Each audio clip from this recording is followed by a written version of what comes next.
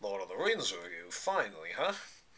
So, now that I've seen the trilogy twice, both the theatrical and extended ways, I gotta admit, the extended editions just put the theatrical ones to shame. Oh my god, with all that they add in, help the plot develop, help you really feel the characters, and all that, it's pretty impressive. I'll mention them as I talk about each movie. So here's what I'm going to do. I'm going to give you my general thoughts about each of the movies, then I'll discuss how the extended edition helps and what I don't like. It's not really useful to say what I do like because I really enjoy the movies. There's nothing more I can say about it because it's all been done to death. So, Fellowship. I gotta be honest, this one is actually my favorite of the three because it had a great balance of different tones and scenery. I mean, like, there were moments where I was scared while, running through Moria. Then there's the very tense moments as they're going into Moria on the mountain. Scary moments where they're fighting off the Green Wraiths or the Nazgul. Samos when Boromir got killed. I was getting like every emotion from the movie. And it was just great how they showed every type of scenery, like I said, all the development that we get through the character stories in here, and I'm amazed that they were able to do so much in a 3.5 hour long movie. Pretty impressive. So how did the extended edition help? Well, really what it did was that it just gave added stories to both Frodo and Aragorn's main story arc, bearing the ring and deciding to claim the throne of Gondor, respectively. But I'm glad that they did that because while Frodo doesn't need it, it does help, and Aragorn, that was completely needed, because in the theatrical edition, it's mentioned, but not enough for me. This shows his true debating about what he's going to do to help the world of man, and awesomeness, come on. And then I like how we also got a little bit more from Boromir and Bilbo. So what do I not like? Really, there's not that much to like about this one itself. I really enjoyed it, other than the fact that it's just a long sit through. That's it. So I rank it 4.8 out of 5, just because I don't know if I could completely give it 5, but even that one dislike is really nothing. Two Towers. As if to counteract what I just said, it's my least favorite of the three. Because here is my general thoughts about Two Towers. Now, Aragorn's story is actually very interesting to watch in my mind. How he also has to negotiate with one of the two sort of rulers of the world of man, how they have to claim what's rightfully theirs, get past this giant orc army, which we finally get to see. Ooh. And then we see Saruman begin to really screw up. That's awesome to see, but Frodo's story, he's, trying to get into Moria, but gets an obstacle at the last minute for the entire movie while he's constantly dealing with Gollum's split personality and the ring giving him a split personality between trusting Gollum and trusting Sam. It's not that impressive to see. I'm like, yeah. Although I have to admit, if we didn't have Frodo's story in this movie, we wouldn't have Faramir's story. Now, Faramir's story is interesting, more in the next movie than in this one, but it's helpful. Okay, extended edition being helpful, it describes Saruman controlling the King of Rohan. Awesome. More debate about the Ents. That's also very useful to see. More battle scenes, and the planning of how the Rohan people are going to defend themselves and what they're going to do about the other regions of men out there. Awesome. sort of like, not like what Frodo's story arc, like I said.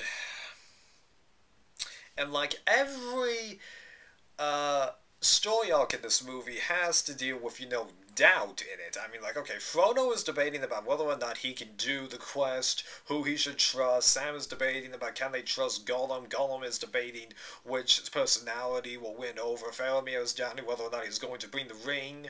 Aragorn is still doubting whether he's going to be the king. The King of Rohan is debating about whether or not he should actually help the World of Men, which goes into the next movie.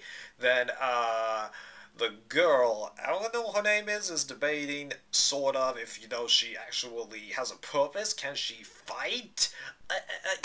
And then Arwen is mentioned that she's debating about whether or not if she wants to follow her heart or love for her father. Come on! Is that all you can do? That killed me. Jeez.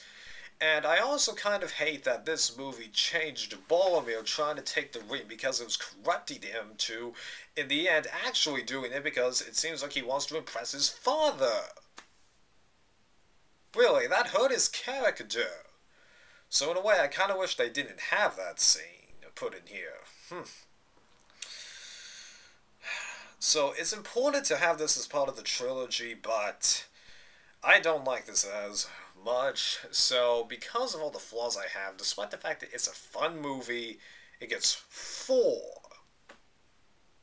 Now that's technically the middle of my ratings, but if you remember my ratings, 1 out of 5, 2 out of 5, 3 out of 5, 4 out of 5, 4.5, 4.8, and 5 is actually pretty high critique-wise.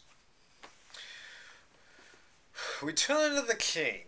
Now, I do like this one. We have some great battle scenes, satisfying conclusions to every story out there, actually doing a good job of trying to introduce new elements into the movie, a couple of new characters, so to speak. I really did think that was interesting. How does the extended edition help? We actually get a death to Saruman, thank you, because in the theatrical edition, he's in his castle and he'll stay there.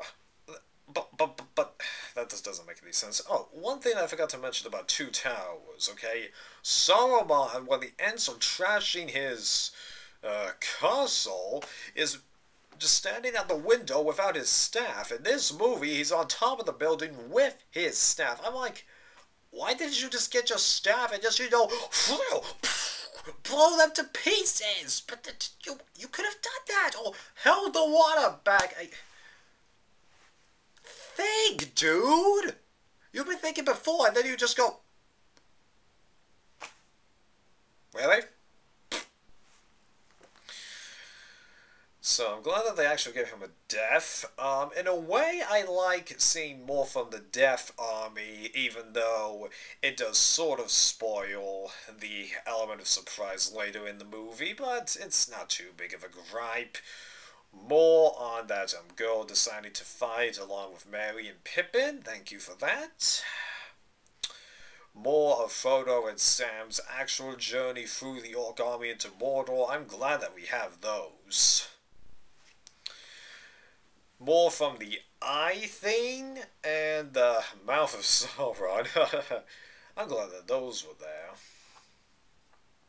Oh, and Aragorn getting the crown. Yeah, it's nice to actually get a full conclusion, even though you can assume in the theatrical cut he gets it.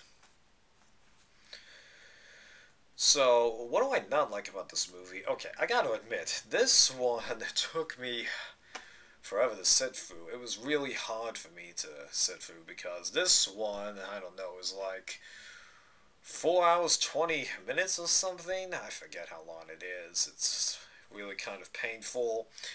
The Witch King. Okay, if your beast was slain that easily,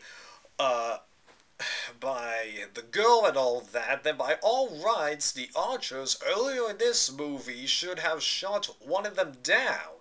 And then if getting stabbed in the leg hurts you, then there shouldn't have been 9 throughout all kinds of scenes of this movie, because if getting stabbed in the leg pains you that much, and then all you need is a sword into the hood, then Aragorn should have killed that Ringwraith that he threw the torch into his face. And yes, it did go into the hood. So there should be, 8 or something.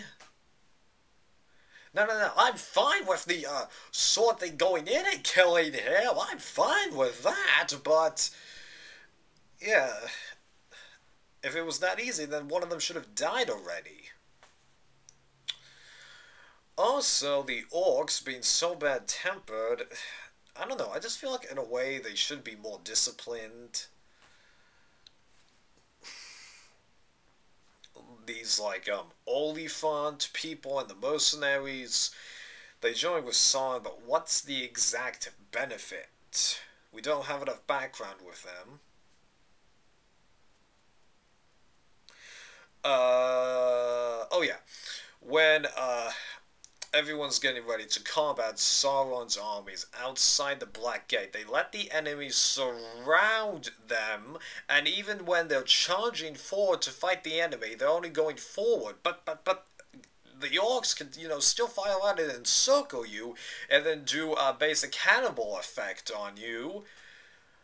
If you don't know the Roman battle, just look it up, please. But are you not thinking?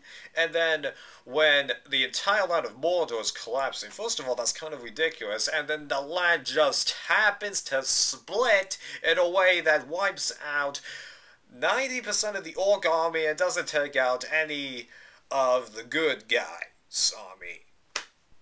Oh, how convenient!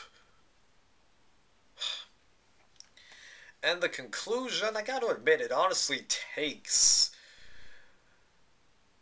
too long, really. I mean, like, I feel like, in a way, you could have shortened it by a few minutes.